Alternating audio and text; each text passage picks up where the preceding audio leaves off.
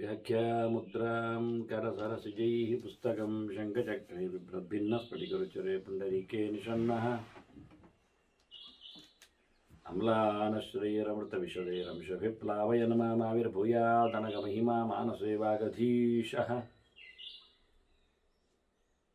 नमस्ते प्राणेश प्रणतविभवायावनिमगाः नमः स्वामिन् रामप्रियतम हनुमन् गुरुगुण नमस्तुभ्यं भीमप्रबलतम कृष्णेष्ट भगवन् नमः श्रीमन्मध्वप्रदिश सुदर्शनो जय जय श्रीगुरुभ्यो नमः नारायणं सुरगुरुं जगदेकनाथं भक्तप्रियं सकललोकनमस्कृतं च त्रैगुण्यवर्जितमजं विभुमाद्यमीशं वन्दे भवग्रम् अमरासुरसिद्धवन्त्यं नारायणं नमस्कृत्य नरं चैव नरोत्तमं देवीं सरस्वतीं व्यासं ततो जयमुदीरे ವೇದವ್ಯಾಸರ ಮಹಾಭಾರತದ ಚಿಂತಕರಿಗೆ ವಂದನೆಗಳು. ಶಾಂತಿ ಪರ್ವದ 265ನೆಯ ಪ್ರವಚನ. ಜಪದ ಕತೆ ನಾವು ಕೇಳುತ್ತಿದ್ದೆವು. ಹೀಗಾಗಿ ಭೀಷ್ಮರು ಧರ್ಮರಾಜನಿಗೆ ಇಕ್ಷ್ವಾಕು ರಾಜನ ಮತ್ತು ಬ್ರಾಹ್ಮಣನ ನಡುವೆ ಆಗಿರತಕ್ಕಂತಹ ಒಂದು ಧರ್ಮದ ಜಟಿಲವಾದ ಒಂದು ಸಮಸ್ಯೆ ಆ ಹೊತ್ತಿನಲ್ಲಿ ಇಬ್ಬರು ಬಂದಿದ್ದಾರೆ ಅಂತ ಹೇಳಿದೆ. ಬಹಳ ವಿಚಿತ್ರ ವೇಷದವರು, ಬಟ್ಟೆ ಹರಿದುಕೊಂಡವರು, ನನ್ನದು ಹಾಗೆ ಹೀಗೆ ಅಂತ ಕೂಗ್ತಾ ಇದ್ದಾರೆ. ಇಬ್ಬರು ಗಟ್ಟಿಯಾಗಿ ಹೇಳುತ್ತಾ ಇದ್ದಾರೆ. ಸತ್ಯಂ ಬ್ರವೀಮಿ ಅಹಮಿದಂ. ಒಬ್ಬ ಹೇಳ್ತಾನದರಲ್ಲಿ, ನಾನು ಸತ್ಯ ಹೇಳೋದು ಅಂತ ಇದ್ದಾನೆ. ಏನು ವಿಶೇಷ ಅಂದರೆ, ನಮೇ ಧಾರಯತೆ ಭವಾನ್. ಇವ ಅಂತ ಹೇಳೋದಿಲ್ಲ, ನೀನು ಅಂತಾನೆ ಅವನಿಗೆ ಹೇಳುವಾಗ. ನೀನು ನನ್ನದು ತಗೊಳ್ತಾ ಇಲ್ಲ ಅಂತ ಹೇಳ್ತಾ ಇದ್ದಾನೆ. ನನಗೆ ಬಾಕಿ ಹಾಕಿ ಬಿಡ್ತದೆ ಅಂತ ಜೋರು ಮಾಡ್ತಾನೆ. ಆಗ ಅವ ಹೇಳ್ತಾನೆ, ನೀನು ಸುಳ್ಳು ಹೇಳ್ತಾ ಇದ್ದಿ, ಅನೃತಂ ವದಸೀಹತ್ವಂ. ನೀನಿಲ್ಲಿ ಸುಳ್ಳು ಹೇಳು. ಋಣಂತೆ ಧಾರಯಾಮಿ. ನಾನು ನೀನು ಕೊಟ್ಬಿಟ್ರೆ ನನಗೆ ಮತ್ತೆ ಋಣ ಆಗ್ತದೆ, ನಾನು ಪಡೆಯಲಾರೆ ಅಂತ ಅವ ಹೇಳ್ತಾನೆ. ಹೀಗೆ ಇಬ್ಬರು ತಗೊಳ್ಳುವುದಿಲ್ಲ ಅಂತ ಹೇಳಿಕೊಳ್ಳುವ ಹಾಗೆ ಮಾತಾಡ್ತಾ ಇದ್ದಾರೆ. ಆಗ ಅವರೇ ಹೇಳ್ತಾರೆ ನೋಡಿಕೊಂಡು, ನೋಡಿ ಇಲ್ಲಿ ಈ ಹಾಸ್ತಿನೋ ವಿವಾದೋಯಂ ಅಯಂ ರಾಜ ಅನುಶಾಸಕ. ನಮಗಿಬ್ಬರಲ್ಲಿ ಗಲಾಟೆ ಉಂಟಲ್ಲ, ಯಾರು ತಪ್ಪು ಯಾರು ಸರಿ ಏನು ಹೇಗೆ ಅಂತ. ಅದಕ್ಕೆ ರಾಜನೇ ನಿಜವಾಗಿ ಸರಿ ಮಾಡಲಿ. ನೋಡಿ ಇಲ್ಲಿ ರಾಜ ಇದ್ದಾನೆ ಅಂತೇಳಿ ರಾಜನಲ್ಲಿಗೆ ಮಾತಾಡ್ತಾ ರಾಜನನ್ನು ತೋರಿಸಿಬಿಟ್ರು.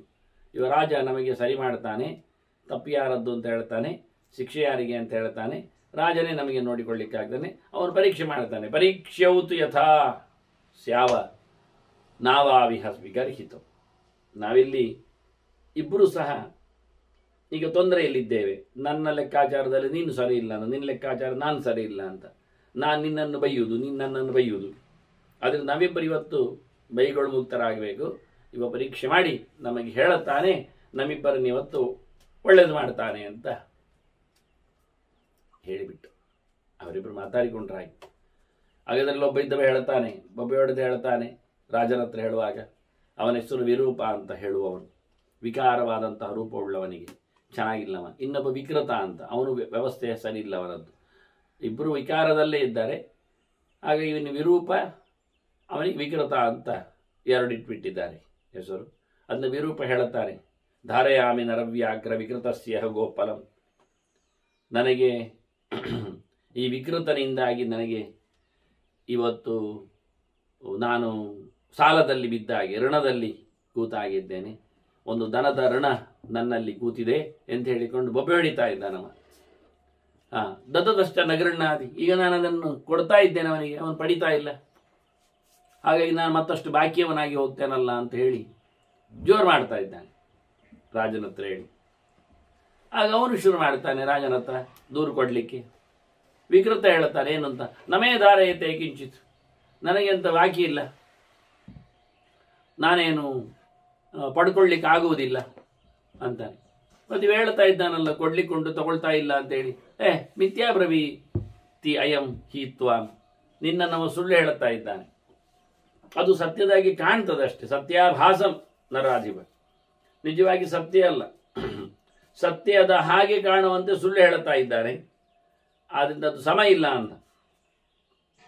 ಇಕ್ಷ್ವಾಕು ರಾಜ ಕೇಳ್ತಾನೆ, ಎಂತ ನನಗೆ ಸರಿ ಅರ್ಥ ಆಗ್ತಾ ಇಲ್ಲ, ಅದನ್ನು ಬಿಡಿಸಿ ಹೇಳು, ಏನಾಗಿದೆ, ಎಲ್ಲಿಂದ ಬಂದಿದೆ, ಮೊದಲಿಂದೇನು ಅಂತ ಹೇಳು ಅಂತ ಅವರ ಹತ್ರ ಕೇಳ್ತಾನೆ, ಹೇಳಿರಿ ಅಂತ. ಸರಿಯಾಗ ವಿರೂಪ ಹೇಳ್ತಾರೆ, ಮೊದಲು ಮಾತಾಡಿದ್ರು ಹೇಳ್ತಾನೆ ರಾಜನ ಹತ್ರ, ಅನೇನ ಧರ್ಮ ಪ್ರಾಪ್ತ್ಯರ್ಥಂ ಶುಭ ದತ್ತ ಪುರಾಣಘ ಧೇನು ವಿಪ್ರಾಯ ರಾಜರ್ಷೆ ತಪಸ್ವಾಧ್ಯಾಯಶೀಲಿನೇ. ನಾನು ವಿರೂಪ ಅಂತ ಇದ್ದೇನೆ, ನಾನು ಬ್ರಾಹ್ಮಣ, ನಾನು ಒಳ್ಳೆ ತಪಸ್ಸು ಅಧ್ಯಯನ ಇದನ್ನೇ ನನ್ನ ಸ್ವಭಾವ ಮಾಡಿಕೊಂಡು ವೃತ್ತಿಯಂತೆ ನಡೀತಾ ಇದ್ದೇನೆ. ನನಗೆ ಒಂದು ಧರ್ಮಕರ್ಮ ಮಾಡಲಿಕ್ಕೋಸ್ಕರ ಬೇಕಾಗಿತ್ತು, ಅದನ್ನು ನಾನು ಇವನಿಂದ ಪಡ್ಕೊಂಡೆ. ಅನೇನ ಧರ್ಮ ಪ್ರಾಪ್ತ್ಯರ್ಥಂ ಶುಭದತ್ತ ಪುರಾ ಅನಘ, ಹಿಂದೆ ಇವನ್ ನನಗೆ ಕೊಟ್ಬಿಟ್ಟಿದ್ದ ಧನವನ್ನು ಧರ್ಮಕರ್ಮ ಮಾಡಲಿಕ್ಕೆ ಅಂತ ಕೊಟ್ಟ. ಸರಿ, ಮುಂದೆ ತಸ್ಯಾಶ್ಚಾಯ ಮಯ ರಾಜನ್ ಫಲಂ ಅಭ್ಯೇತ್ಯ ಯಾಚಿತ, ಅವ ಕೊಟ್ಟ ನಂತರ ಅವನು ನನ್ನ ಹತ್ರ ಹೇಳಿದ, ನನಗೆ ಗೋದಾನ ಮಾಡಿದ ಫಲವನ್ನು ಕೊಡಬೇಕು ಅಂತ. ಆಯಿತು ಅಂದೆ.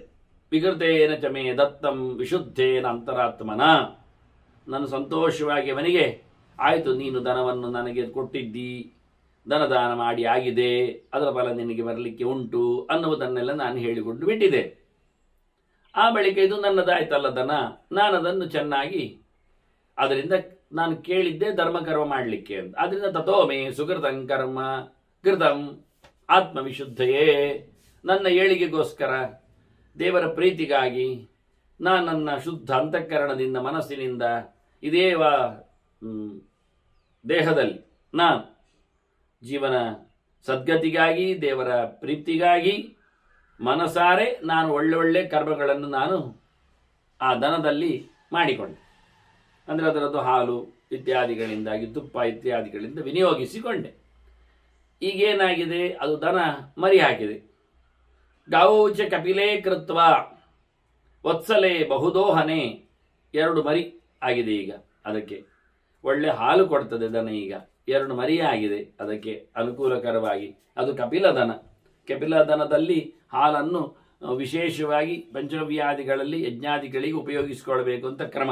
ಕಬೇತಿ ಬೆತ್ತ ಅಂತ ಸುಮಾರಾಗಿ ತುಳುವಿನಲ್ಲಿ ಅದನ್ನು ಕರೀತಾರೆ. ಆಗ ಕಪಿಲೆಯ ದನ ಈಗ ಅದು ನನಗೆ 2 ಕರು ಬೇರೆ ಆಗಿದೆ, ನನ್ನ ಧರ್ಮಕರ್ಮಗಳೆಲ್ಲ ಮುಗಿದಿದೆ. 2 ಕರು ಆಗಿರ್ಬೇಕಂತಾದ್ರೆ ಒಂದು 2 ವರ್ಷ ಆಗಿರಬೇಕು.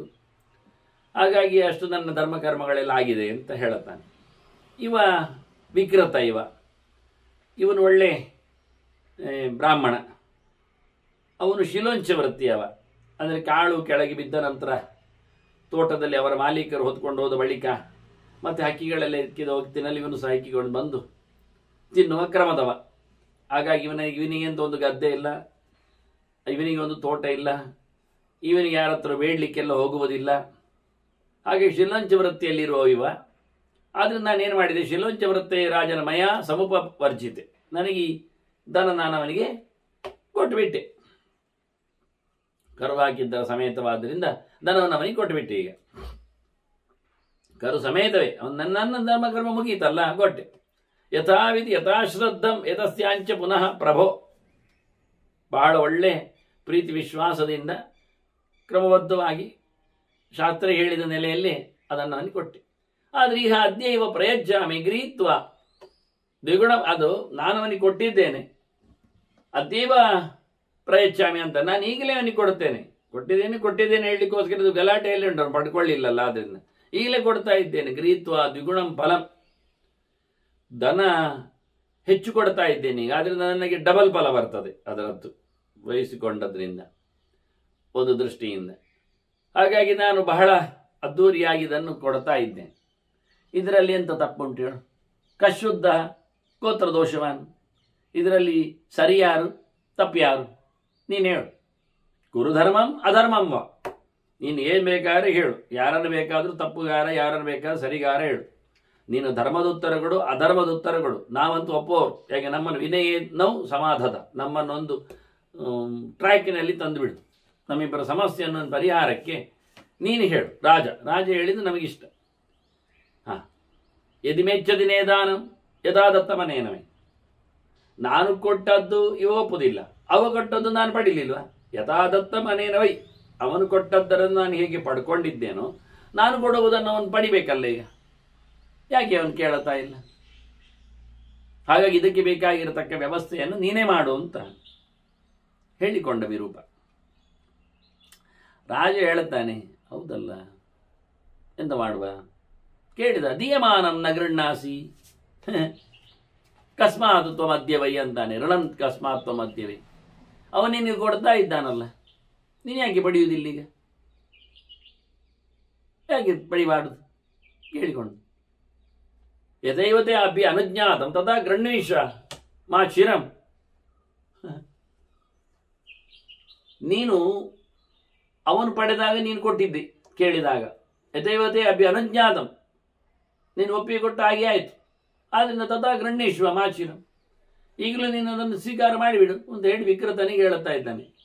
ಅವನು ನೀನು ಕೊಟ್ಟಾಗ ಅವನು ಪಡೆದದ್ರಿಂದ ಅವನು ಕೊಟ್ಟಾಗ ನೀನು ಪಡೆಯೋದ್ರಲ್ಲಿ ಏನು ತಪ್ಪಿಲ್ಲಲ್ಲ, ಸರಿ ಆಯ್ತಲ್ಲ, ತಗೋ. ಅದಕ್ಕೆ ಉತ್ತರ ವಿಕ್ರತ ಕೊಡ್ತಾನೆ, ಅಲ್ಲ ಅದು ಹೇಗೆ ಆಗ್ತದೆ? ದೀಯತಾಮಿತ್ಯನೇನ ಉಕ್ತಂ ದದಾ ನೀತಿ ತಥಾ ಮಯ. ಅವನು ಬಂದು ಕೇಳಿದ ನನ್ನ ಹತ್ರ, ನನಗೆ ಧರ್ಮಕರ್ಮ ಮಾಡಲಿಕ್ಕೆ ದನ ಬೇಕು ಕೇಳಿದ, ನಾನಾಗ ಅವನಿಗೆ ಕೊಟ್ಟಿದ್ದೇನೆ. ಅವನು ಕೇಳಿದ್ದಕ್ಕೆ ನಾನು ಕೊಟ್ಟಿದ್ದೇನೆ. ಆದ್ದರಿಂದ ನಾಯಮ್ಮೆ ದಾರಿ ಎತ್ತಿ ಹತ್ರ ನಾನೀಗ ಎಂಥದಕ್ಕೆ ತಗೊಳ್ಬೇಕು? ನನಗೀಗ ಬೇಡ, ನಾನು ಕೇಳ್ತಾ ಇಲ್ಲಲ್ಲ, ನಾನು ಋಣಿ ಆಗುವುದು ಹೇಗೆ? ಅವನು ಕೇಳಿ ಆಯಿತು, ಕೊಟ್ಟಿದ್ದೇನೆ. ನಾನು ಕೇಳ್ತಾ ಇಲ್ಲ, ನನಗೆ ಕೊಡೋದು ಬೇಡ. ಅವನಿಗೆ ನಾನು ಸಾಲಗಾರ ಅಲ್ಲ, ಬಾಕಿ ಅಲ್ಲ ನಾನು. ಅವ್ರು ಕೊಟ್ಟದ್ದು ಇದಾದರೆ ನಾನು ಕೊಡಬೇಕು ಅವನಿಗೆ. ನಾನು ಅದನ್ನು ಒಪ್ಪಿಕೊಳ್ಳಿಲ್ಲ, ಹೇಳಿಕೊಳ್ಳಿಲ್ಲ. ನೀನು ಕೊಡುವಾಗ ಕೊಡ್ಲಿಕ್ಕುಂಟು ಅಂತ ಹೇಳಿ ನಾನೇನು ಕೊಟ್ಟದ್ದಲ್ಲ, ನಾನು ಕೇಳಲಿಕ್ಕೂ ಬರಲಿಲ್ಲ. ಅವನು ಕೇಳಿದ್ದಾಗ ನಾನು ಕೊಟ್ಟಿದ್ದೇನೆ, ಈಗ ನಾನು ಕೊಡ್ಲಿಕ್ಕಿಲ್ಲ, ನಾನು ಋಣ ಅಲ್ಲ ಹೇಳ್ತಾನೆ. ರಾಜ ಮತ್ತೆ ಹೇಳ್ತಾನೆ, ಅದಾಯ್ತು, ಅವಿಗೆ ಕೊಡ್ತೇನೆ ಅಂತ ಹೇಳುವಾಗ ನೀನು ಪಡಿಬೋದಲ್ಲ, ಅದ್ಯಾಕೆ ಆಗುವುದಿಲ್ಲ? ಅದೇನು ವಿಷಯ? ಅದು ಇಲ್ಲಿ ಬ್ರಾಹ್ಮಣ ಕರ್ಮ ವಿಷಯ ಹಾಗಲ್ಲ. ಇಷ್ಟರವರೆಗೆ ಆಗಿರತಕ್ಕಂಥ ರಾಜನಿಗೂ ಬ್ರಾಹ್ಮಣನಿಗಾಗಿ ಚರ್ಚೆಯಲ್ಲಿ ಬ್ರಾಹ್ಮಣ ನಿವೃತ್ತಿ ಧರ್ಮದಲ್ಲಿದ್ದಾನೆ ಅಂತ ಒಂದು ವಿಷಯ ಹೇಳಿಕೊಂಡಿದ್ದಾನೆ. ನಾನು ಯಾರ ಕೈಯಲ್ಲಿಯೂ ಪಡೆಯುವುದಿಲ್ಲ ಅಂತ ಮಾಡಿಕೊಂಡಿದ್ದೇನೆ ಅಂತ. ಇಲ್ಲಿ ಆ ಗೆರೆ ಬರಲಿಲ್ಲ ಇನ್ನು ಸಹ. ಆದರೆ ಒಂದು ದೃಷ್ಟಿಯಿಂದ ಶಿಲೋಂಚ ವೃತ್ತಿ ಅಂದಾಗ ಪ್ರತಿಗ್ರಹ ವೃತ್ತಿಯಲ್ಲಿ ಇಲ್ಲ ಎನ್ನುವ ಒಂದು ಅರ್ಥ ಕಾಣ್ತದೆ. ಇಲ್ಲಾದ್ರೆ ಆ ಶಬ್ದ ಯಾಕೆ ಹೇಳಿರ್ಬೇಕು? ಅವನು ವಿರೂಪ ವಿಕೃತನು ಶಿಲೋಂಚ ವೃತ್ತಿಯವನು, ನಾನು ತಪಸ್ಸು ಅಧ್ಯಾಯಶಾಲಿ ಅಂತ ಹೇಳಿಕೊಂಡವ. ಅವನ ಕತೆ ಹೇಳಿಕೊಳ್ಳುವಾಗ ನಾನು ಅಧ್ಯಯನ ಮಾಡಿಕೊಳ್ಳಿರುವುದರಿಂದ ಅಂತ ಹೇಳಿದ್ರಿಂದ, ಧರ್ಮಕರ್ಮಕ್ಕೆ ಅಂತ ಕೇಳಿದ್ರಿಂದ, ಇವನು ಶಿಲೋಂಚ ವೃತ್ತಿಯು ಧರ್ಮಕರ್ಮ ಏನು ಮಾಡ್ತಾನೆ, ಹೇಗಿರ್ತದೆ? ಅದನ್ನು ಶಿಲೋಂಚ ವೃತ್ತಿ ಹೇಳುವ ಮೂಲಕವೇ ಪ್ರತಿಗ್ರಹ ನಿವೃತ್ತ ಅಂತ ಅರ್ಥ ಬಂದಾಗಿ ಕಾಣ್ತದೆ. ಅದನ್ನು ಬಾಯ್ಬಿಟ್ಟು ಇಲ್ಲಿ ಎಲ್ಲಿ ಹೇಳುತ್ತಾ ಇಲ್ಲ ಒಂದು ವಿಷಯದಲ್ಲಿ. ಆದರೆ ಇವನು ಹೇಳುವಾಗ ಮತ್ತೆ ಹೇಳ್ತಾನೆ ರಾಜ, ದದತೋಸ್ಯ ನಗರಣ್ಣಾತಿ ವಿಷಮಂ ಪ್ರತಿಭಾತಿ ಮೇ. ಎಂತ ಮಾರೆ, ಇದು ವಿಚಿತ್ರ ಕಾಣ್ತದಲ್ಲ ಮಾರೆ. ಕೊಡುವಾಗ ಬೇಡ ಹೇಳುದು ಚಂದ ಕಾಣ್ತಾ ಇಲ್ಲಲ್ಲ. ಹಿಂದೆ ಬ್ರಾಹ್ಮಣನೇ ಹೇಳಿದ್ದ, ಕೊಡುವವನು ಕೇಳಿದಾಗ ಕೊಡದಿದ್ರೆ, ಅಥವಾ ಪಡೆಯುವವನು ಕೊಳ್ಳಿಕ್ಕೆ ಹೋದಾಗ ಬೇಡ ಹೇಳಿದರೆ, ಅದು ಸಮ ಇಲ್ಲ ಹೇಳಿದರೆ, ಒಬ್ಬವು ನಿಕೃತಿಕ ಹೊಂದಿದ್ದ, ಇಬ್ಬರು ಸಮ ಇಲ್ಲದವರಾಗ್ತಾರೆ ಅಂತ ಹೇಳಿಕೊಂಡಿದ್ದ. ಆದ್ರಿಂದ ಇಲ್ಲಿ ಅದೇ ವಾಕ್ಯ, ಅವನದ್ದೇ ಚಿಂತನೆ. ಇವ ಕೊಡ್ತಾ ಇದ್ದಾನೆ, ಬೇಡ ಹೇಳೋದ್ರಲ್ಲಿ ಅಷ್ಟು ಔಚಿತ್ಯ ಉಂಟು ಅಂತ ರಾಜನಿಗೆ ಯೋಗ್ಯತೆ ಇರಲಿಕ್ಕೆ ಹೋಗಿ, ಬ್ರಾಹ್ಮಣನಾದ್ರಿಂದ ಪಡಲಿಕ್ಕೆ ಬರ್ತದೆ. ಆದ್ರಿಂದ ರಾಜನಿಗೆ ಆಗುವಾಗ ತಾನು ಹೇಳಿಕೊಂಡಿದ್ದ, ನಾನು ಕ್ಷತ್ರಿಯ, ಕೈ ಒಡ್ಡಿ ಗೊತ್ತಿಲ್ಲ, ನಾನು ಪಡೆಯುವುದಿಲ್ಲ ಅಂತ ಕೂಗಿ ಹೇಳಿದ್ದ. ಈಗ ಇವನಿಗೆ ಹಾಗೆ ಹೇಳಿಕ್ಕೆ ಆಗುವುದಿಲ್ಲ. ಏನಯ್ಯ ನೀನು ಪಡೆಯುವುದಿಲ್ಲ ಅಂದರೆ ನೀನು ರಾಜನ ಕೇಳ್ಬೋದಿತ್ತು, ಬ್ರಾಹ್ಮಣ. ಹಾಗಾಗಿ ರಾಜನಿಗೆ ಒಂದು ಸಂಕಟ. ಅವನು ಹೇಳಿದ, ಇದೆಂತ ಮಾರ, ದದದೋಸ್ತೆ ನಗರಣ್ಣಾತಿ ವಿಷಮಂ ಪ್ರತಿಭಾತಿಮೆ. ನನಗೊಂದು ವಿಚಿತ್ರ ಆಗ್ತದಲ್ಲ, ಇದು ಸಮ ಇಲ್ಲ ಅನಿಸ್ತದಲ್ಲ, ಇದು ಸರಿಯಾಗಲಿಲ್ಲ. ಅವನು ಕೊಡುವಾಗ ನೀನು ಬೇಡ ಹೇಳುವುದು, ನೀನು ಕೊಡುವಾಗ ಅವನು ಪಡೆದಿದ್ದಾನೆ, ಅವನು ಕೊಡುವಾಗ ನೀನು ಬೇಡ ಹೇಳುದುಂಟಲ್ಲ, ಇದು ಎಂಥದ್ದು ಒಂದು ಸರಿ ಇಲ್ಲ ಆಗ್ತದೆ. ಆದ್ರಿಂದ ದಂಡ್ಯೋ ಹಿತ್ವಂ ಅಂದುಬಿಟ್ಟ. ಏ ವಿಕೃತ, ನೀನೇ ಶಿಕ್ಷೆ ಅನುಭವಿಸಬೇಕು, ನೀನೇ ಅಪರಾಧಿ. ಪಡಿತಾ ಇಲ್ಲ, ನೀನು ಕೊಡುವಾಗ ಕೊಟ್ಟಿದ್ದಿ, ಈಗ ಪಡಿವಾಗ ಬಡಿಲಿಕ್ಕೆ ಉಂಟು ಅಂತ ಹೇಳಿಬಿಡ್ತಾನೆ. ಹಾಗೆ ಹೇಳ್ತಾನೆ, ಮಯಾಸ್ಯ ದತ್ತಂ ರಾಜಋಷೇ ಗೃಹಣೀಯಂ ತತ್ಕಥಂ ಪುನಃ. ಅವನು ಕೇಳಿದ್ದಾನೆ, ನಾನು ಕೊಟ್ಟಿದ್ದೇನೆ, ಅದೇ ಆಯಿತು, ಈಗ ನಾನು ಹಿಂದೆ ಪಡೆಯುವುದು ಹೇಗೆ ಕೇಳಿಕೊಂಡೆ. ಇದು ತಿರುಗಿಸಿ ಮಾತಾಡಿದ, ಅದನ್ನು ಶಬ್ದ ಸೇಮ್. ಅವನು ಕೇಳಿದ್ದಾನೆ, ನಾನು ಕೊಟ್ಟಿದ್ದೇನೆ, ಈಗ ನಾನು ಕೇಳುತ್ತಾ ಇಲ್ಲ, ಅದನ್ನು ತಗೊಂಡ್ರೆ ಅದು ಹಿಂದೆ ತಗೊಂಡಾಗ ಆಗುದಿಲ್ವಾ? ಅದನ್ನ ನಾನು ತಗೊಳ್ಳೋದಿಲ್ಲ ಪುನಃ ಅಂತಾನೆ. ಒಂದು ಕೈಗೆ ಒಂದು ಸರ್ತಿ ಕೊಟ್ಟ ಬಳಿಕ ಬಹಳ ವಿಚಿತ್ರ ಅನಿಸ್ತದೆ ನೋಡಿ. ಏನು ಹೇಳುವ, ಏನಾದರೂ ಹೇಳುವ, ಇಲ್ಲಿ ದನವೇ ಇಟ್ಟುಕೊಂಡಿದ್ದ. ಜನ ಏನೇನೋ ಕೊಡ್ತಾರೆ ಗಿಫ್ಟ್ ಅಂತೇಳಿ. ಬಾಣಾಲೆ ಕೊಟ್ಟಾರು, ಲಟ್ಟಣಿಗೆ ಇಟ್ಟಾರು, ದೀಪವನ್ನು ನೀಡಿಯಾರು, ಬೆಳ್ಳಿ ಅಂತ ತಿಳ್ಕೊಳ್ಳಿ, ಬಟ್ಟಲು ಕೊಟ್ಟಾರು, ಹರಿವಾಣ ಕೊಟ್ಟಾರು, ಅಥವಾ ತಂಬಿಗೆ ಕೊಟ್ಟಾರು, ಬೆಳ್ಳಿ ಅಂತ ತಿಳ್ಕೊಳ್ಳಿ, ಬಂಗಾರ ಅಂತ ತಿಳ್ಕೊಳ್ಳಿ ಬೇಕಾದ್ರೆ ಇನ್ನು ಸಹ ಕೊನೆಗೆ ಬಂಗಾರವನ್ನೇ ಕೊಟ್ಟಾರಪ್ಪ. ಈಗ ಇದನ್ನು ನಾವೇನು ಮಾಡಬೇಕು?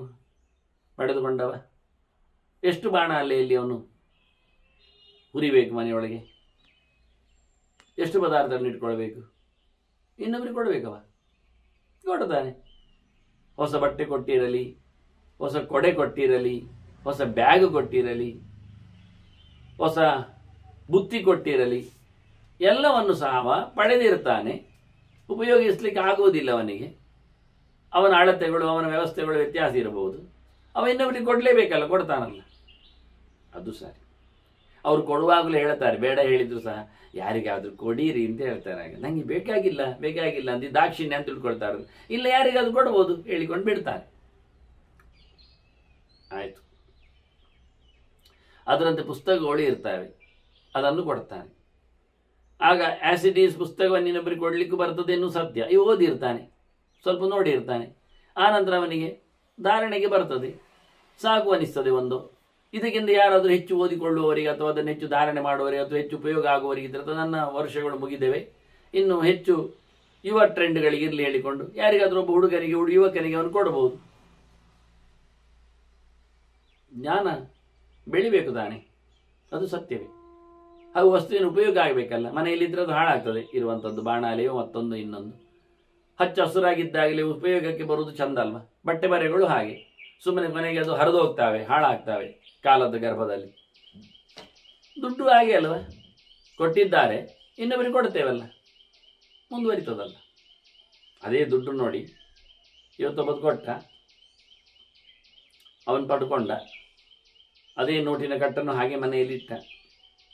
ಅವನ ಹೊಸ ಯಾವುದೋ ಒಂದು ಮನೆಯಲ್ಲಿ ಕಾರ್ಯಕ್ರಮ ಆಯಿತು, ಎಲ್ಲರನ್ನು ಬಳ್ಳಿ ಕೇಳಿದ್ದಾನೆ, ಎಲ್ಲರೂ ಊಟ ಕೂತಿದ್ದಾರೆ. ಅದೇ ನೋಟುಗಳನ್ನೆಲ್ಲರಿಗೂ ಕೊಡ್ತಾ ಬರ್ತಾನೆ. ಅದರಲ್ಲಿ ಕೊಟ್ಟವನಿದ್ದಾನೆ, ಅವನು ಅವರ ಶಿಷ್ಯನೋ ಅಭಿಮಾನಿಯೋ ಸಂಬಂಧಿಯೋ ಆಗಿರ್ತಾನೆ.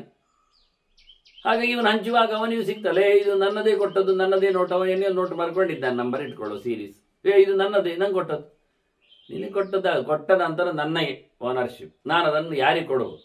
ಆದ್ದರಿಂದ ಸಾಳಗ್ರಾಮ ಆಗಲಿ, ಪುಸ್ತಕ ಆಗಲಿ, ಪ್ರತಿಮೆ ಆಗಲಿ, ಪೆಟ್ಟಿಗೆ ಆಗಲಿ, ವಸ್ತು ಆಗಲಿ, ಯಾವುದೇ ಆಗಲಿ, ಕೊಟ್ಟವನಿಗೆ ಮತ್ತೊಮ್ಮೆ ನಾವು ಕೊಟ್ಟರು ಅದು ದಾನವೇ.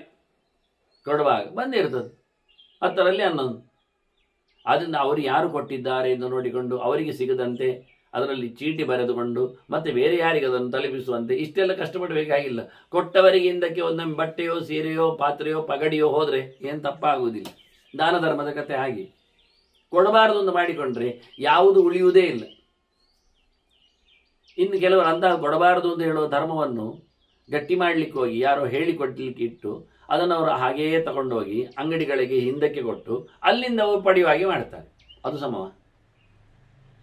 ಅಂಗಡಿಗೆ ದಾನದ ವಸ್ತುವನ್ನು ಇನ್ನೊಂದು ಇಷ್ಟು ತೆರಿಗೆ ಕಮ್ಮಿ ಮಾಡಿಯೋ ಮಾರಾಟ ಮಾಡಿ, ದಾನದ ವಸ್ತುವನ್ನು ಮಾರಾಟ ಮಾಡಿ ಅದು ಮತ್ತೆ ಪುನಃ ದಾನಕ್ಕೆ ಬರುವುದು. ಅದೇ ಒಂದು ಸರ್ಕಲ್ ಕೊನೆಗೆ.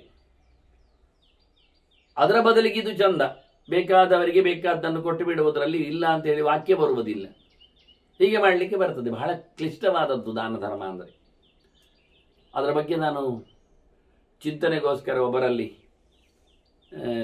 ದಾನ ಚಿಂತನೆ ಅಥವಾ ದಾನ ಪರ್ವ ಅಥವಾ ದಾನ ಸಮೀಕ್ಷಾ ಬರೀಲಿಕ್ಕೆ ಅಂತ ಹೇಳಿದರೆ ಅದನ್ನು ಎಂತ ದಾನದಲ್ಲಿ ಎಂತ ಬರೀಲಿಕ್ಕೆ ಉಂಟು ದೊಡ್ಡ ಸಂಗತಿ, ಅದು ಬಿಟ್ಟು ಬೇರೆ ಎಂಥದ್ದು ಮಾಡಿ ಅಂತ ರಿಸರ್ಚ್ ವಸ್ತುವೇ ಅದಲ್ಲ ಹೇಳಿಕೊಳ್ಳರ ಮಟ್ಟಿಗೆ ದೂರ ಹಾಕಿಬಿಟ್ಟು ಅದರಷ್ಟು ದೊಡ್ಡ ಸಂಗತಿ ಯಾವುದೂ ಇಲ್ಲ.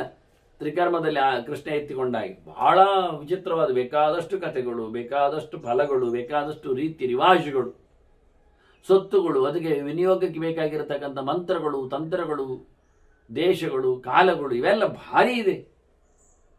ಇಂತಹ ಕಾಲಗಳಲ್ಲಿ ಇಂಥದ್ದೇ ದ್ರವ್ಯದ ದಾನ ಮಾಡಲಿಕ್ಕೆ ಉಂಟು ಅಂತಲೇ ಉಂಟು. ಬೇರೆ ಯಾವ ಕಾಲದಲ್ಲಿ ಕೊಡ್ಲಿಕ್ಕೆ ಆಗುವುದಿಲ್ಲ. ಈಗ ಸತ್ಯನಾರಾಯಣ ಪೂಜೆಗೆ ವಿಶೇಷ ಭಕ್ಷ್ಯ ಅಂತ ಹೇಳಿ ಸಪಾದ ಮಾಡಿದ ಹಾಗೆ ಮತ್ತೆ ಯಾವತ್ತೂ ಸಪಾದ ಮಾಡಲಿಕ್ಕೆ ಬರುವುದಿಲ್ಲ.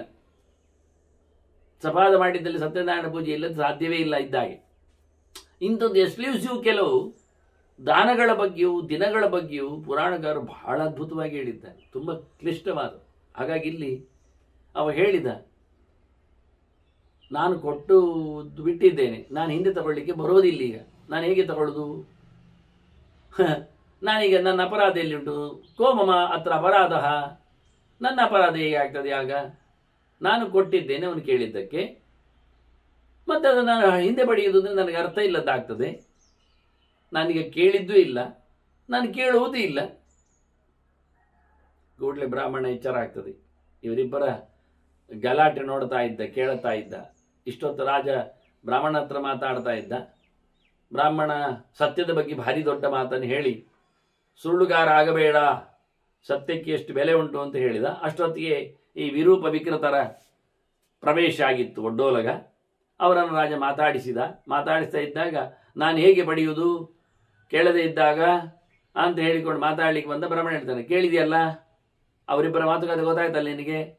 ಶ್ರುತವೇ ತದು ತ್ವಯಾ ರಾಜನ್, ನೀನು ಚೆನ್ನಾಗಿ ಹೇಳಿದೆ, ಕೇಳಿದೆ, ಇಬ್ರು ತೀರ್ಪು ಕೊಟ್ಟು ಆಯಿತು. ನೀನು ಒಂದು ದೃಷ್ಟಿಯಿಂದ ಹೇಳುವಾಗ ಏನಪ್ಪ ನೀನೇ ತಪ್ಪುಗಾರ, ತಗೊಳ್ಳುವಾಗ ತಗೊಳ್ಬೇಕಲ್ಲ, ಕೊಡ್ತಾ ಇದ್ದಾನಲ್ಲ ಅಂತ ಹೇಳಿ ಆಯ್ತು ನೀನು ಅಲ್ವಾ? ಸರಿತಾನೆ? ಪ್ರತಿಜ್ಞಾತಮ್ಮಯ ಯತ್ತೆ ತದ್ಗೃಹಾಣ ಅವಿಚಾರಿತಾಂ.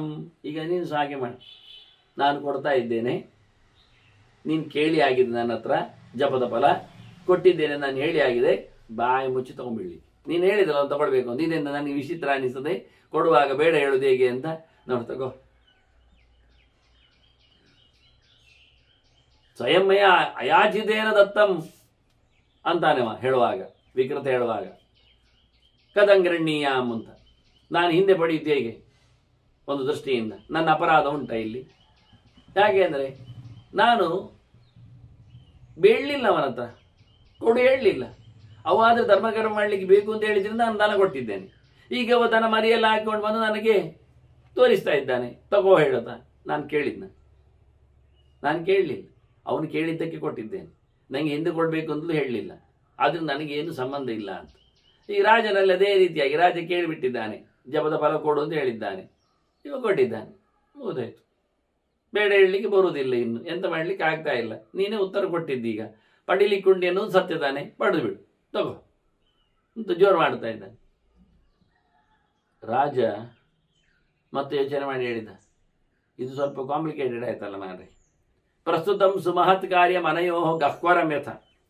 ಇವರಿಬ್ಬರ ಗಲಾಟೆಯಲ್ಲಿ ಎಂದೋ ಒಂದು ನಿಗೂಢತೆ ಇದೆ, ರಹಸ್ಯ ಇದೆ, ಅರ್ಥ ಆಗ್ತಾ ಇಲ್ಲ. ಇದರ ಮಧ್ಯೆಯಲ್ಲಿ ಜಾಪಗಸ್ಯ ದೃಢೀಕಾರ. ಇವಂದು ಗಂಡಾಬಟ್ಟೆ ಒತ್ತಾಯ ಮಾಡ್ತಾ ಇದ್ದಾನೆ, ಈ ಜಪ ಮಾಡಿದವ, ತಗೋ ತಗೋ ತಗೋ ಹೇಳ್ತಾ. ಇವನು ಒತ್ತಾಯ, ಇವನ ಹಠಮಾರಿತನ, ಇವನು ತನ್ನ ಪೋಷಣನ್ನು, ತನ್ನ ವಿಷಯವನ್ನು ಗಟ್ಟಿ ಮಾಡ್ತಾ ಇದ್ದಾನೆ, ಮೇಲೆ ದೃಢಗೊಳಿಸ್ತಾ ಇದ್ದಾನೆ ಅವನ ಪ್ರಮಾಣಪೂರ್ವಕವಾಗಿ. ಕಥಮೇ ತದ್ ಭವಿಷ್ಯತ್. ಇದು ಆಗುವುದು ಹೇಗಿದು? ಸತ್ಯ ಇದು ಸರಿ ಆಗುವುದು ಹೇಗೆ? ಎಲ್ಲಿ ರಿಪೇರಿ ಹೇಗಿದು? ಕಥನ್ನ ಬಿಭ್ಯೇಯ ಮಹಂ ಪಾಪೇನ ಮಹದಾದ್ಯವೈ. ನಾನೀಗ ಹೆಚ್ಚು ಕಡಿಮೆ ಮಾತಾಡಿದ್ದು ನನಗೆ ದೊಡ್ಡ ಪಾಪ ಬರ್ತದೆ. ಸಾಮಾನ್ಯವಾಗಿ ತಿಳಿದವರೆಲ್ಲ ಸಿಕ್ಕಿ ಬೀಳುವುದಿಲ್ಲ ಹೀಗೆ. ಯಾಕೆ? ಸಿಕ್ಕಿದರೆ ಸಿಕ್ಕಿ ಬೀಳ್ತಾರೆ ಅಂತ ಪಾಪ ಪ್ರಜ್ಞೆ ಕಾಡ್ತದೆ ಅವರಿಗೆ. ಹಿಂದೆ ಹೇಳಿದ್ನಲ್ಲ ವಿದರನೆ, ಸಭಾನ್ನ ಪ್ರವಿಶೇತ್ ಪ್ರಾಜ್ಞಾ ಸಭ್ಯದೋಷ ಮನಸ್ಮರನ್ನಂತ. ಸಭೆ ಸಮಾರಂಭಗಳಿಗೆ, ಸಮಾವೇಶಗಳಿಗೆ, ಸತ್ಸಂಗಗಳಿಗೆ, ಸಂಘಗಳಿಗೆಲ್ಲ ಹೋಗಬಾರದು ತಿಳಿದವ. ಮತ್ತೆ ಎಲ್ಲಿ ಹೋಗ್ಬೇಕವ? ಹೋಗಬಾರದು ತಿಳಿದವ ಅಲ್ಲಿಗೆ. ಯಾಕೆ ಅಂದರೆ ಅಲ್ಲಿ ಕೆಲವು ದೋಷ ಬರ್ತದೆ, ಅಲ್ಲಿ ಸಬ್ಜೆಕ್ಟ್ಗಳು ಬರ್ತವೆ, ಅದರದ್ದು ಸಹಜವಾಗಿ ತೀರ್ಮಾನ ಸರಿಯಾಗಿರುವುದಿಲ್ಲ. ಆಗ ಹೇಳಬೇಕಾಗ್ತದೆ, ಕೇಳುವವರಿಲ್ಲ ಆಗ್ತದೆ ಕೆಲವೊಮ್ಮೆ, ಹೇಳಿ ತಪ್ಪಾಗ್ತದೆ ಕೆಲವೊಮ್ಮೆ. ಕೆಲವರು ಯಾವುದೋ ಫೋರ್ಸಲ್ಲಿ ಕೇಳಿಸ್ತಾರೆ ಕೆಲವೊಮ್ಮೆ. ಹೀಗಾಗಿ ಎಂತ ಆಗೋದು ಗೊತ್ತಾಗೋದಿಲ್ಲ. ಆದ್ದರಿಂದ ಸಭೆಗೆ ಹೋಗಿದ್ರೆ ಅಲ್ಲಿ ಆಗುವ ಘಟನೆಗಳಿಗೆ ಇವನು ಸಾಕ್ಷಿ ಆಗುವುದರಿಂದ ಅದು ಸರಿಯೇ ಆಗಲಿ ತಪ್ಪಾಗಲಿ ಹೇಳದೆ ಹೇಳಿರಲಿ, ಬಾಯಿ ಮುಚ್ಚಿಕೊಂಡೇ ಬಂದಿರಲಿವ, ನನ್ನದೇನು ಪಾಲುಗಾಲಿಕೆ ಇಲ್ಲ, ನಾನು ಮಾತೇ ಆಡಲಿಲ್ಲ, ತಲೆಯೂ ಬಗ್ಗಿಸಲಿಲ್ಲ, ತಲೆಯೋ ಅಲ್ಲಾಡಿಸ್ಲಿಕ್ಕೆ ಹೇಳಿದ್ರು. ಅಬ್ರುವನ್ ವಿಬ್ರುವನ್ಶ್ಚಾಪಿ ನರಹ ಕಿಲ್ಬಿಷಮಶ್ನುತೆ. ಆದರೂ ಹೋದದ್ದಕ್ಕೆ ಪಾಪ ಉಂಟು ಅಲ್ಲಿ ತಪ್ಪಾದರೆ. ಯಸ್ಸು ತಸ್ಯಾ ಸೋರ್ಧಂ ಸಮಷ್ಣುತೆ ಅಂತ ಅವರು ಮಾಡಿಕೊಂಡಿರತಕ್ಕಂಥ ತಪ್ಪು ನಿರ್ಧಾರದ ಅರ್ಧ ಪಾಪ ಇವತ್ತು ತುಂಬ್ತಾನೆ ಅಲ್ಲಿ ಹೋದವ.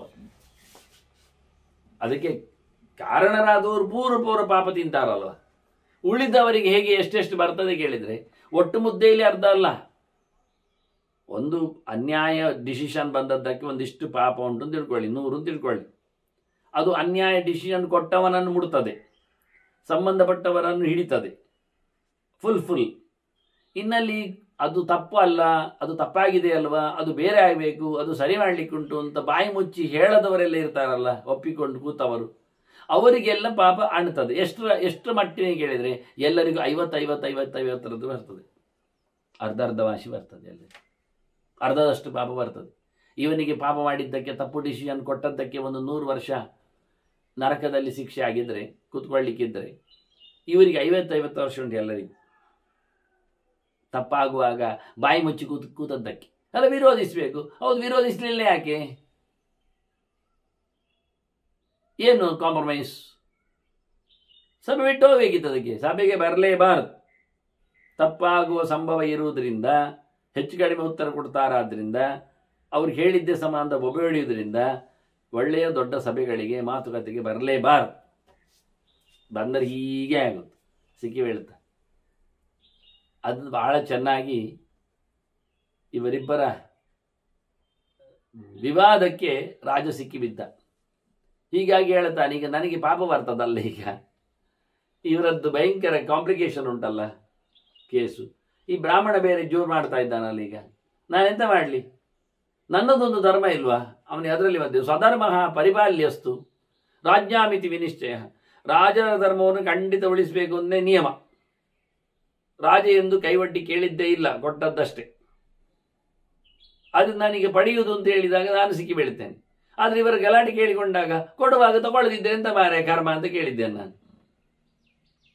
ಇದರ ಮಧ್ಯೆಯಲ್ಲಿ ಇವನದ್ದು ಬ್ರಾಹ್ಮಣನದ್ದು ಜೋರು ಧರ್ಮ ಉಂಟು, ವಿಪ್ರಧರ್ಮಶ್ಚ ಗಹನಃ. ಇವನು ಇನ್ನೂ ತುಂಬಾ ವಿಚಿತ್ರ. ಯಾಕೆಂದ್ರೆ ಇವನು ನಿವೃತ್ತಿ ಧರ್ಮದಲ್ಲಿದ್ದೇನೆ ಹೇಳ್ತಾ ಇದ್ದಾನೆ. ನನಗಾಗ್ತಾ ಇಲ್ಲ.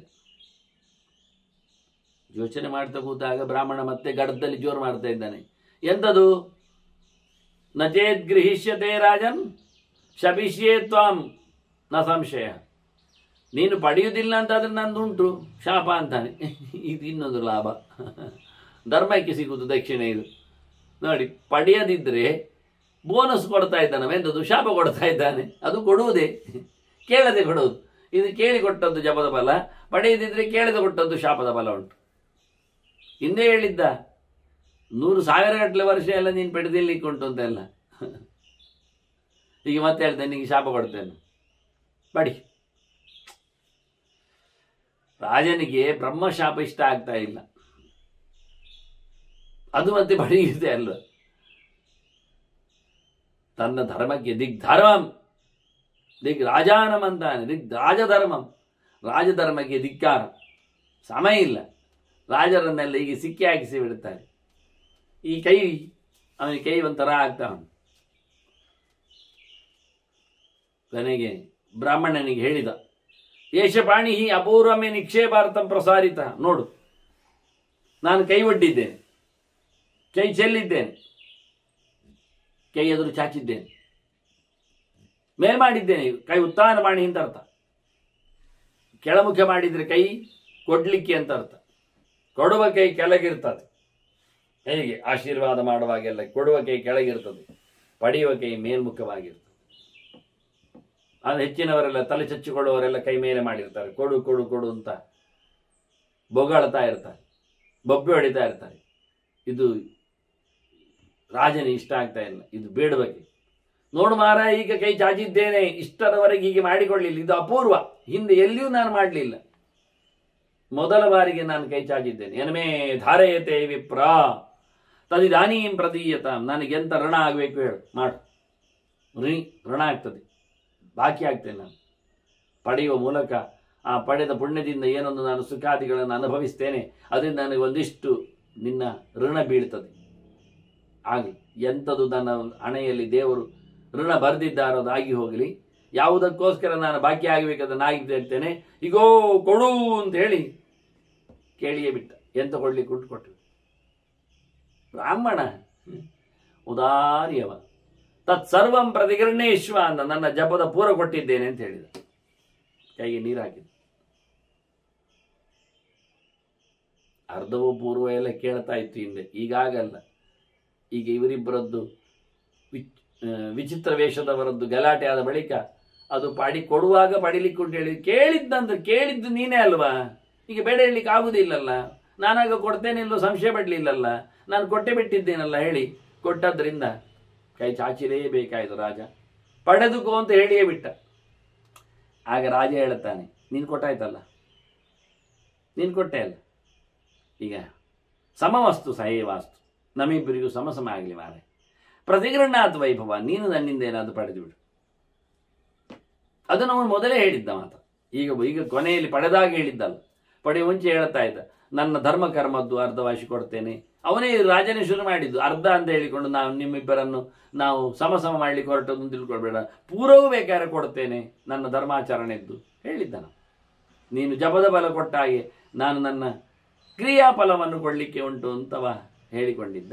ಹಾಗಾಗಿ ಇಲ್ಲಿ ಮತ್ತೆ ಕೇಳ್ತಾನೆ, ಸಮಮಸ್ತು ಸಹೈವಾಸ್ತು, ನಮ್ಮಿಬ್ಬರಿಗೆ ಸಮ ಆಗಲಿ, ಒಟ್ಟೊಟ್ಟಿಗೆ ಸಿಗಲಿ ಫಲ, ನೀನು ಕೊಡುವಾಗಲೇ ನನಗೂ ಫಲ ಆಗಲಿ.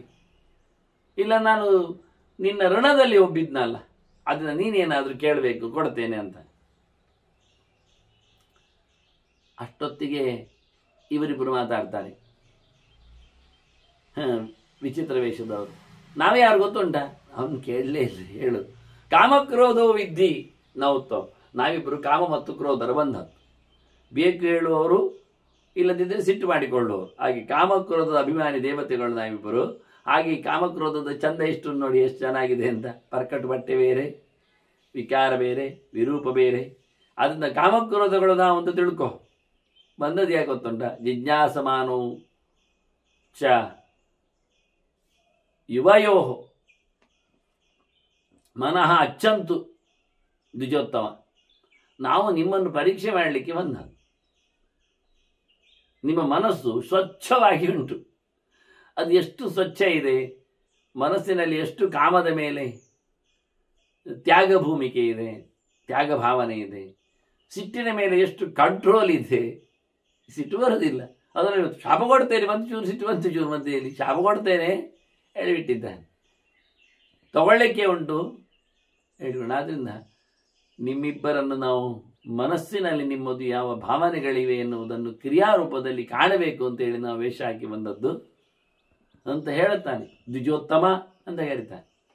ಅವರು ಕರೆಯುವಾಗ ಯುವಯೋಹೋ ಮನೋಚ್ಛಂತು ದ್ವಿಜೋತ್ತಮ ಅಂತ ಉಂಟು ಇಲ್ಲಿ. ವಾಸ್ತವವಾಗಿ ಜಿಜ್ಞಾಸಮಾನೋ ಯುವಯೋಹೋ, ನಿಮ್ಮಿಬ್ಬರ ಅಭಿಪ್ರಾಯ ತಿಳ್ಕೊಳ್ಬೇಕು ಅಂತ ಬಂದದ್ದು. ಆಗ ದ್ವಿಜೋತ್ತಮ ಅಂತ ಕರೆಯುವುದು ಬ್ರಾಹ್ಮಣೋತ್ತಮನೇ ಅಂತ. ಬ್ರಾಹ್ಮಣನಿಗೆ ಹೇಳಿದ್ದು ಅಂತಾಗಿದ್ರೆ ರಾಜನಿಗೆ ಹೇಳಿದ್ದಲ್ಲ ಆಗ್ತದಲ್ಲ. ನಿಮ್ಮಿಬ್ಬರಿಗೆ ಅಂತ ಹೇಳುವಾಗ ಯುವಯೋ ಅನ್ನುವ ರಾಜನು ಬೇಕಲ್ಲ. ಅದಕ್ಕೆ ಇಲ್ಲಿ ರಾಜರು ಬರೀತಾರೆ ಅಲಂಕಾರದಲ್ಲಿ, ದ್ವಿಜೋತ್ತಮ ಅಂತ ಕರೆದದ್ದಲ್ಲಿ ದೊಡ್ಡ ಬ್ರಾಹ್ಮಣನೇ ಅಂತ ಅಲ್ಲ, ಮತ್ತೆ ದ್ವಿಜ ಉತ್ತಮ ಅಂತ ಇಬ್ಬರನ್ನು ಕರೆದದ್ದು ಒಟ್ಟಿಗೆ. ಇದರಿಂದ ಸಾರಸ್ಯ ಗಮ್ಮತ್ ನೋಡಿ. ದ್ವಿಜ ಅಂದರೆ ಬ್ರಾಹ್ಮಣ ಅಂತ ಅರ್ಥ. ಓ ಬ್ರಾಹ್ಮಣನೇ, ಉತ್ತಮ ಅಂದರೆ ರಾಜನೇ ಅಂತ. ಉತ್ತಮವನು ಉತ್ತಮ ದೊಡ್ಡವ ಅಂತ. ದೊಡ್ಡವ ಅಂದ್ರೆ ಏನು? ಇದರಿಂದ ಏನಲ್ಲ, ಆದರೆ ನೋಡಿಕೊಳ್ಳೋದ್ರಿಂದ ಪ್ರಜಾಸು ಅಂತ ಅರ್ಥದಲ್ಲಿ. ಅದರಿಂದ ದ್ವಿಜ ಉತ್ತಮ ಅಂತ ಎರಡು ಶಬ್ದ ಒಟ್ಟು ಮಾಡಿದ್ರಿಂದ ಇಲ್ಲಿ ಬಹಳ ಚಂದವಾಗಿ ಹೀಗೊಂದು ಅಭಿಪ್ರಾಯ ಉಂಟು ಅಂತ ಅವರು ಅಭಿಪ್ರಾಯ ಬರೀತಾರೆ. ಇಲ್ಲಿ ಗಮ್ಮತ್ತಿರುತ್ತೆ, ಸಣ್ಣ ಶಬ್ದಗಳಾದರೂ ಅದನ್ನು ನೋಡಿಕೊಳ್ಳುವ ರೀತಿ ಚೆನ್ನಾಗಿರ್ತದೆ. ದ್ವಿಜೋತ್ತಮ ಅಂತ ಕರೆದ ಲೆಕ್ಕದಲ್ಲಿ ಒಂದು ಬ್ರಾಹ್ಮಣನನ್ನು ಮಾತ್ರ ಕರೆದು ಯುವಯೋಹ ಅಂತ ಹೇಳುವುದರಲ್ಲಿ ವಿಕೃತ ವಿರೂಪರು. ನಿಮ್ಮಿರುವರ ಮನಸ್ಸನ್ನು ಓದಲಿಕ್ಕೆ ಬಂದಿದ್ದೇವೆ ಅಂತ ಹೇಳುವಾಗ ಕರೆಯುವಾಗ ಬ್ರಾಹ್ಮಣನೇ ಅಂತ ಹೇಳಿದ್ರೆ ಚಂದ ಕಾಣುವುದು ಇಲ್ಲ ಅಡ್ರೆಸ್ಸಿಂಗ್ ಅಲ್ಲಿ. ಮತ್ತೆ ಇಬ್ಬರನ್ನು ಕರೆದದ್ದು ಎಲ್ಲಿ ಉಂಟು ಕೇಳಿದ್ರೆ ಅಲ್ಲೇ ಉಂಟು ಅಂತ ತೋರಿಸುವ ಒಂದು ಆಟ, ಸ್ವಾರಸ್ಯದ ಊಟ, ಅದು ಆದಿರಾಜರಲ್ಲಿ ನಮಗೆ ಸಿಕ್ಕಿತು. ಅದು ದ್ವಿಜೋತ್ತಮ ಎನ್ನುವ ಅಂದರೆ ಏನು ಸಣ್ಣದ, ಇದೆಲ್ಲ ಏನು ತಾತ್ವಿಕವಾದ ವಿಚಾರಗಳಿಗೇನು ದೊಡ್ಡ ಸಂಗತಿ ಅಲ್ಲ. ಆದರೆ ಅಂಥ ಒಂದು ಸಂಬೋಧನೆಯಲ್ಲಿ ಈ ರೀತಿಯಾದೊಂದು ಸ್ವಾರಸ್ಯಗಳು ಇರ್ತವೆ. ಅಂದ್ರೆ ಮಾತುಕತೆಯಲ್ಲಿ ಈಗ ನಡೀತದೆ ಅಂತ ಕರೆಯುವಾಗ ಹೀಗೆ ಅವನು ಹೇಳುವಾಗ ದ್ವಿಜ ಉತ್ತಮ ಅವನ ಅಡ್ರೆಸ್ ಮಾಡುವಾಗ ನೋಡುವಾಗ ಅವರನ್ನು ಓ ದ್ವಿಜನೇ, ಓ ಉತ್ತಮನೇ ಅಂತ ಇಬ್ಬರನ್ನು ನೋಡಿ ಹೇಳಿರ್ಬೇಕು. ದ್ವಿಜ ಉತ್ತಮ ಅಂತ ಹೇಳಿರ್ಬೇಕು. ಹಾಗೆ ಹೇಳುವಾಗ ಅವನ ಗಮನ ಇಬ್ಬರ ಮೇಲೆ ಇತ್ತು. ಇವತ್ತು ದೂರದಲ್ಲಿ ಮಾತಾಡೋದ್ರಿಂದ ನಾವು ಕೇಳುವುದಷ್ಟೇ, ಅದರಿಂದ ಏನಾಯ್ತು ಯಾರಾಯ್ತು ಗೊತ್ತಾಗ್ತಾ ಇಲ್ಲ. ಅಂದ್ರೆ ಇಬ್ಬರೊಟ್ಟಿಗೆ ಗಲಾಟೆ ಮಾಡಿದಾಗೆ, ಇಬ್ಬರೊಟ್ಟಿಗೆ ನಿಮ್ಮಿರುವರ ಮನಸ್ಸನ್ನು ತಿದ್ದುತ್ತೇವೆ, ನೋಡುತ್ತೇವೆ, ಆಸೆ ಪಟ್ಟಿದ್ದೇವೆ ಅಂತ ಹೇಳಲಿಕ್ಕೆ ಬಂದಿದ್ದೇವೆ ಅಂದಾಗ ಅವರಿಬ್ಬರನ್ನು ಕರೆಯುವ ಒಂದು ಸಾರಸ್ಯದ ಮಾತು ಇಲ್ಲಿ ಸಿಕ್ಕಿದೆ. ಹೀಗೆ ಬಹಳ ಚಂದವಾಗಿ ವಿವಾದದ ಒಂದು ರೂಪರೇಷೆಗಳನ್ನು ಕೊಟ್ಟಿದ್ದಾರೆ. ಇನ್ನೂ ಜಪದ ಉಪಾಖ್ಯಾನ ಮುಗಿಲಿಲ್ಲ, ಮತ್ತೊಂದು ಚಿಂತನೆ ಮುಂದುವರಿತದೆ. ವಾಸ್ತವವಾಗಿ ಈಗ ರಾಜ ತಗೊಂಡ ಅಂತ ಆಯಿತು, ರಾಜ ಹೇಳಿದ ಮತ್ತೆ ನನ್ನದು ನೀನು ತಕ್ಕೋ ಅಂತ. ಹಾಗಾಗಿ ಬ್ರಾಹ್ಮಣ ಏನು ಮಾಡಿದ, ಮಧ್ಯೆಯಲ್ಲಿ ಇವರು ಮಾತಾಡಲಿಕ್ಕೆ ಬರಲಿಕ್ಕೆ ಹೋಗಿ ಬ್ರಾಹ್ಮಣ ತಗೊಂಡ. ಮತ್ತು ಇವರದ್ದು ಈಗ ಇಷ್ಟು ದಿನದಲ್ಲಿ ಮಾತಾಡ್ತಿರುವಾಗ ಇಷ್ಟೊತ್ತಿನಲ್ಲಿ ಅವರು ಮಾತಾಡೋದಿಲ್ಲ ಯಾರು ಸಹ. ಮಧ್ಯೆಯಲ್ಲಿ ಬಂದು ಹೋದ್ರು ಅವನು, ಸ್ವರ್ಗ ನಾನಿದ್ದೇನೆ ಹೋಗುವ ಅಂತ. ಹೋಗಿರಾಚೆ ಅಂತ ಸ್ವರ್ಗ ನನ್ನಿವ ಸುಮ್ಮನೆ ಕುಳ್ಳಿರಿಸಿದ. ಮಾಡಿದ ಫಲದ ಬಗ್ಗೆ ಕೇಳಲಿಕ್ಕೆ ಮಾತಾಡಲಿಲ್ಲ. ಹಾಗಾಗಿ ಕಾಲ, ಮೃತ್ಯು, ಧರ್ಮಾದಿಗಳು ಹಾಗೆ ನಿಂತಿದ್ದಾರೆ. ಇವರೆಲ್ಲರ ಸಮಾವೇಶದಲ್ಲಿ ಈಗ ಒಂದು ಕ್ಲೂ ಸಿಕ್ಕಿತು ನಮಗೆ. ಬ್ರಾಹ್ಮಣನ ಮನೋಧಾರ್ಢ್ಯವನ್ನು, ರಾಜನ ಶುದ್ಧ ಚಾರಿತ್ರ್ಯವನ್ನು ನೋಡಲಿಕ್ಕೋಸ್ಕರ ವೇಷ ಹಾಕೊಂಡು ಇವರಿಬ್ಬರು ಬಂದಿದ್ದಾರೆ ಅಂತ. ಅದರಿಂದ ಉಳಿದವರು ಹಾಗೆ ತಾನೇ, ಅವರು ನೇರ ಬಂದಿದ್ದಾರೆ ವೇಷದಲ್ಲಿ ಎಲ್ಲಾದರೂ, ಅದ್ರ ಪರಿಚಯವನ್ನು ಕೊಟ್ಟಿದ್ದಾರೆ. ಆದ್ರಿಂದ ದೇವತೆಗಳು ಅವರು ಇವರು ಯಾರು ಅಂತ ಗೊತ್ತಾಗುವುದಿಲ್ಲ, ಎಲ್ಲ ಒಂದೇ ಬಗ್ಗೆ ಕಾಣಬಹುದು. ನಮಗೆ ಮಂಗಗಳೆಲ್ಲ ಒಂದೇ ಬಗ್ಗೆ ಕಾಣುವ ಹಾಗೆ ನಮಗೆ ದೇವತೆಗಳೆಲ್ಲ ಒಂದೇ ಬಗ್ಗೆ ಆಗ್ಬೋದು. ಎಲ್ಲಿಯೋ ಕೆಲವೊಮ್ಮೆ ಸ್ವಲ್ಪ ಅವರ ಕೈಯಲ್ಲಿ ಇರತಕ್ಕ ಆಯುಧ ಬಿನ್ನಿ ನೋಡಿದರೆ ನಮಗೆ ವಜ್ರಾಯುಧ ಹೇಗುಂಡು ಗೊತ್ತುಂಟ ಎಂತ ಗೊತ್ತುಂಟು. ನಾವು ಚಿತ್ರ ಬರೆದದ್ದೇ ನೋಡುದು, ವಜ್ರಾಯುಧ ಹೇಳುದು. ವಿಕಾರವಾದಂತಹ ಆಯುಧಗಳ ವಿನ್ಯಾಸಗಳಲ್ಲಿ ಮಹಾಭಾರತ ಯುದ್ಧ, ರಾಮಾಯಣದ ಯುದ್ಧ ಎಲ್ಲ ನಾವು ಧಾರಾವಾಹಿಯಲ್ಲಿ ನೋಡಿದ್ದೇವೆ. ಅವರು ಮಾಡಿದ್ದೇ ಅಲ್ಲಿ ಆಯುಧಗಳು ವಿಕಾರವಾದದ್ದು. ಹಾಗೇನಲ್ಲ, ಬಹಳಷ್ಟು ವಿಚಿತ್ರ. ಕೆಲವು ಆಯುಧಗಳ ಬಗ್ಗೆ ಚಿಂತನೆಗಳು, ಚರ್ಚೆಗಳು, ಅದರ ಲೆಕ್ಕಾಚಾರಗಳು, ಅದರ ಉದ್ದ ಅಗಲ ಎಲ್ಲ ಹೇಳುತ್ತಾರೆ, ಗೊತ್ತಾಗ್ತದೆ. ಎಲ್ಲರದ್ದು ಗೊತ್ತಾಗೋದಿಲ್ಲ, ಎಲ್ಲ ಅದೇ ಬಗ್ಗೆ ಇರಬೇಕು ಅಂತ ಇಲ್ಲ. ಮೋಟುದ್ದ ಗಾತ್ರದ, ಚೋಟುದ್ದ ಗಾತ್ರದ ಬಾಣಗಳು ಇದ್ದವು, ಆಳುದ್ದ ಗಾತ್ರದ ಬಾಣಗಳು ಇದ್ದವು. ಬಿಲ್ಲಲ್ಲ, ಬಾಣವೇ. ಆಳು ಗಾತ್ರದ ಬಾಣ, ಗೇಣು ಗಾತ್ರದ ಬಾಣ, ಏನೇ ಚೋಟುದ್ದ ಇಷ್ಟೇ, ಅದಕ್ಕೆ ಸರಿಯಾದಂಥ ಬಿಲ್ಲು. ಮತ್ತೆ ದೃಷ್ಟದ್ಯುಮ್ನ ದ್ರೋಣನನ್ನು ಹಿಡಿಲಿಕ್ಕೆ ಅಂತ ಬಾಣಸರ್ತಿ ಅವರ ರಥದ ಪಕ್ಕ ಇವರ ರಥವನ್ನು ನಿಲ್ಕೊಂಡು ಹೋಗಿದ್ದಾನೆ. ಒಂದು ರಥದ ಹತ್ತಿರ ಬರುವಾಗಲೇ ಎಷ್ಟು ಅಗಲ ಜಾಗ ಇರ್ತದೆ ನೋಡಿ. ಕುದುರೆಗಳು ಬೇರೆ ಓಡುವವು. ಇವ ಏನ್ ಮಾಡಿದ ದೃಷ್ಟದ್ಯುಮ್ನ, ದ್ರೋಣನ ರಥಕ್ಕೆ ಯಾರಿದ್ದಾನೆ ಹಿಡಿಲಿಕ್ಕೆ ಬಡಿಲಿಕ್ಕೆ ಅಂತ ಅವನ ರಥವನ್ನು ತಗೊಂಡೋಗಿ ಹೊಡೆದಾಡಿಸಿ, ಅದರ ಪಕ್ಕದಲ್ಲಿಯೂ ದ್ರೋಣ ಅವನಿಗೆ ಬಿಲ್ಲಿನ ಬಾಣ ಹೊಡಿತಾ ಇದ್ದಾನೆ, ಟಕ್ ಟಕ್ ಟಕ್ ಟಕ್ ಟಕ ಅಂತ, ಅಷ್ಟು ಹತ್ತಿರದಲ್ಲಿ. ಅವನನ್ನು ಓಡಿಸುವಾಗ ಕೈಯಲ್ಲಿ ದೂಡಿದ್ದಲ್ಲ, ಕತ್ತಿಯಲ್ಲಿ ದೂಡಿದ್ದಲ್ಲ, ಅಥವಾ ಬಿಲ್ಲಿನಲ್ಲಿ ಬಡೆದದ್ದಲ್ಲ, ಅಥವಾ ದಂಡದಲ್ಲಿ ತೋಮರದಲ್ಲಿ ಅಲ್ಲ. ಹತ್ತಿರ ಹಾರಿರುವ ಅವನ ರಥಕ್ಕೆ ಬಂದಿರುವ ದೃಷ್ಟದ್ಯುಮ್ನನ್ನು ಭಯಂಕರ ವೇಗದಲ್ಲಿ ಸಣ್ಣ ಬಿಲ್ಲಂತೆ, ಅದು ಸಣ್ಣ ಸೂಜಿಯಾಗಿ ಬಾಣಗಳು ಚಕ ಚಕ ಚಕ ಚಕ ಅಂತ ಬಿಟ್ಟವನನ್ನು ಅವನಲ್ಲಿಂದ ಓಡಿದ ಕೂಡಲೇ. ಅಂದ್ರೆ ಅತ್ಯಂತ ಹತ್ತಿರದಲ್ಲಿ ಯುದ್ಧ ಮಾಡುವ ಕೌಶಲ್ಯ ಬಿಲ್ಲಿನಲ್ಲೇ ತೋರಿಸಿಕೊಟ್ಟದ್ದು. ಅದೊಂದಿತ್ತು ಅವನಲ್ಲಿ. ಎಲ್ಲಿ ಸೊಂಟದಲ್ಲಿ ಸಿಕ್ಕಿಕೊಂಡಿದ್ದಾನೋ ದ್ರೋಣ, ಅಷ್ಟು ಸಣ್ಣ ಬಿಲ್ಲು ಬಾಣಗಳ ರಾಶಿಯನ್ನೆಲ್ಲ. ಸೂಜಿಯಲ್ಲಿ ಹೋರಾಟ ಇದ್ದಾಗಿದ್ದು ಒಂದು ದೃಷ್ಟಿಯಿಂದ. ಅದನ್ನ ಅವರ ಹತ್ರ ಎಷ್ಟು ಸಣ್ಣ ಬಾಣಗಳು ಇರ್ತಾವೆ, ಶಾರ್ಪ್, ಅದು ಡೇಂಜರ್. ಸಣ್ಣ ಅದು ಬಾಣ ಮೈ ಒಳಗೆ ಹೋಗಿಬಿಡ್ತದೆ, ಒಳಗೆ ಇನ್ಸರ್ಟ್, ಮೈ ತುಂಬ ಒಳಗೋದ್ರೆ ಅದನ್ನ ಸಣ್ಣ ಪುಟ್ಟ ಅದು ಎಂಥದ್ದು ಇವನ ಕವಚಗಳನ್ನು ಭೇದಿಸಿಕೊಳ್ಳಬೇಕು, ಅಷ್ಟು ಜೋರಿದೆ. ಗಟ್ಟಿಮುಟ್ಟಾದ ಟಯರನ್ನು ಇಷ್ಟು ಸಣ್ಣ ಮೊಳೆ ಹೊಟ್ಟೆ ಮಾಡುವುದಿಲ್ವ ನೋಡಿ, ಎಷ್ಟು ಅನಾಹುತ ಆಗ್ತದೆ. ಲಕ್ಷಗಟ್ಟಲೆ ಬೆಲೆ ಬಾಳುವ ಕಾರುಗಳು ಒಂದು ಟಯರ್ನ ಬ್ಲಾಸ್ಟಿಂದಾಗಿ ಜೀವಗಳ ಜೊತೆಯಲ್ಲಿ ಹಾಳಾಗಿ ಹೋಗ್ತದೆ. ಅದನ್ನ ಸಣ್ಣ ಬಾಣಗಳು ಅಂತ ನೆಗ್ಲೆಕ್ಟ್ ಮಾಡುವಾಗಿಲ್ಲ. ದೃಷ್ಟದ್ಯುಮ್ನ ಕೂಡ ಆಚಿಂದ ಹೋದರೆ ಕುತ್ತಿಗೆಗೆ ಮೋರೆಗೆ ಎಲ್ಲ ಬಿಟ್ಟರೆ ಹೇಗಿರ್ತದೆ.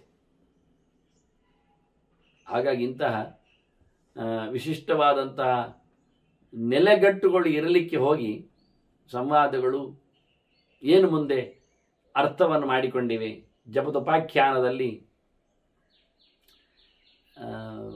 ಬ್ರಾಹ್ಮಣನಿಗೆ ರಾಜ ಪಡಿಲೇಬೇಕು ಎಂದು ಬಂದಾಗ ಕೈ ಒಡ್ಡಿದ್ದಾನೆ ಅಂದಾಗ ರಾಜ ಪಡೆದ್ನೋ, ರಾಜನಂತೂ ಪಡೆದ, ಇನ್ನು ಬ್ರಾಹ್ಮಣನಿಗೆ ಪಡಿಲಿಕ್ಕೆ ಇದೆ. ಹಾಗಾಗಿ ಇವರೆಲ್ಲ ಬಂದವರು ಏನು ಮಾತಲ್ಲಿ, ಏನು ಚಿಂತನೆಯಲ್ಲಿ, ತಾವು ಯಾರು ಅಂತ ಅವರು ಹೇಳಿಕೊಳ್ಳುವುದಿಲ್ಲ ಅಂತ ನಾನು ಹೇಳಿದೆ. ಕೆಲವು ಲಕ್ಷಣಗಳು, ಆಯುಧಗಳದು ನಮಗೆ ಅರ್ಥ ಆಗುವುದಿಲ್ಲ ಎನ್ನುವುದನ್ನು ತಿಳಿಸಿಬಿಟ್ಟೆ. ಅದನ್ನು ಹಿಡಿದವನು ಇಂದ್ರ ಅಗ್ನಿ ಅಂತ ಹೇಳುವಾಗಿಲ್ಲ. ಕೆಲವು ಬಣ್ಣಗಳಿಂದ ಐಡೆಂಟಿಫಿಕೇಶನ್ ಮಾಡಲಿಕ್ಕೆ ಬರ್ತದೆ ದೇವತೆಗಳನ್ನು, ಆದರೆ ಇಲ್ಲಿ ಹಾಗಾಗಲಿಲ್ಲ. ಕಾಲನೂ ಹಾಗೆ ಕಪ್ಪಿದ್ದಾನೆ. ಸೌಮ್ಯ ಮೂರ್ತಿಯಾದ ಯಮನ ಅರ್ಥ ಆಗುವುದಿಲ್ಲ ಕೆಲವೊಮ್ಮೆ, ಧರ್ಮದೇವತೆಯಂತೂ ಅಸ್ಪಷ್ಟವೇ ಹೆಚ್ಚಾಗಿ. ಹೀಗಾಗಿ ಇವರನ್ನೆಲ್ಲ ದೇವತೆಗಳು ತಾವು ಪರಿಚಯ ಮಾಡಿಕೊಂಡದ್ರಿಂದ ನಮಗೆ ಅರ್ಥ ಆಗಿದೆ. ಇವರೆಲ್ಲ ಇನ್ಯಾವ ರೀತಿಯಲ್ಲಿ ಬ್ರಾಹ್ಮಣನ ಜಪಕ್ಕೆ, ಜಪದ ಧರ್ಮಕ್ಕೆ ಭೀಷ್ಮರು ಅಂತ್ಯದ ಚರಿತೆಯನ್ನು, ಇದು ಕಥೆಯ ಕೊನೆಯ ಭಾಗ, ಅದರ ಮುಂದಕ್ಕೆ ನಾವು ಕೇಳಲಿಕ್ಕೆ ಇಟ್ಟುಕೊಳ್ಳುವ ಅಂತ ಹೇಳ್ತಾ ಮತ್ತೆ ವಂದನೆಗಳೊಂದಿಗೆ ಶ್ರೀಕೃಷ್ಣ ಅರ್ಪಣಮಸ್ತು. ನಾರಾಯಣ ನಾರಾಯಣ ನಾರಾಯಣ.